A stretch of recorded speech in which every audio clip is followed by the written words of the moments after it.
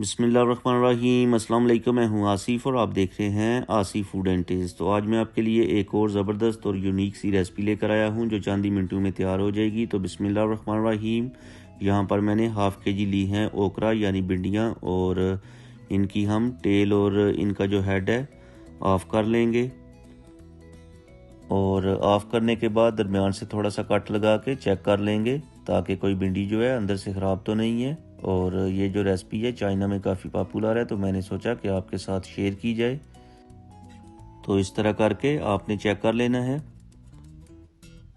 चलें जी, यहाँ पर हमने जो सारी भिंडियाँ इनकी टेल और जो हेड है ऑफ कर लिया है। तो यहाँ पर हम एक लेंगे कढ़ाई और इसमें ऐड करेंगे 1 कप दूध, और ये है ginger powder half tea spoon, लहसुन पाउडर ऐड करेंगे हाफ़ टी स्पून, और एक दफ़ा मिक्स करके वेट करेंगे कि दूध के अंदर उबाल आ जाए। तो यहाँ पर दूध के अंदर उबाल आ गया, तो इसमें हम ऐड कर देंगे भिंडियाँ, और इनको हम 2 से 3 मिनट तक दूध के अंदर कुक करेंगे। तो यहाँ पर कुक करते हुए 2 से 3 मिनट गुजर चुके हैं। अब हम फ्लेम ऑफ कर देंगे और इनको हम डिश आउट करके ठंडा होने के लिए छोड़ देंगे। तो यहाँ पर हमने एक ले लेना है बाउल, और इसमें हम ऐड करेंगे 1 कप बेसन,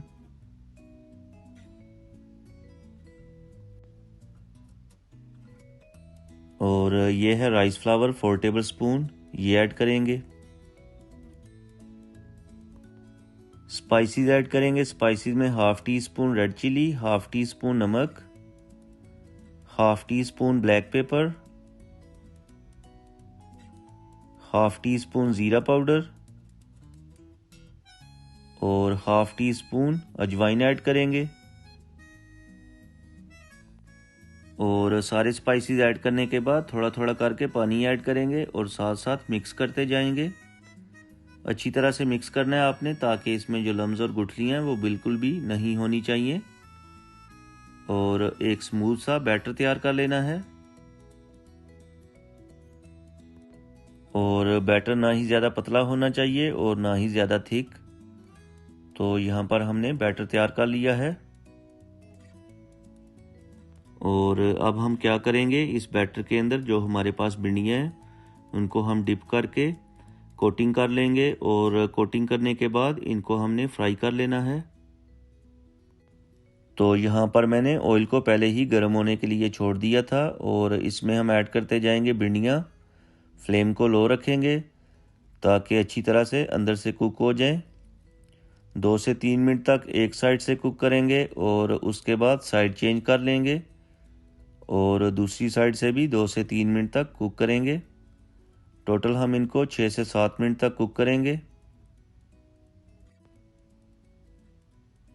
तो माशाल्लाह रेसिपी हमारी तैयार हो चुकी है। डिश आउट कर लेंगे और एक दफ़ा आपको करीब से करके दिखाते हैं।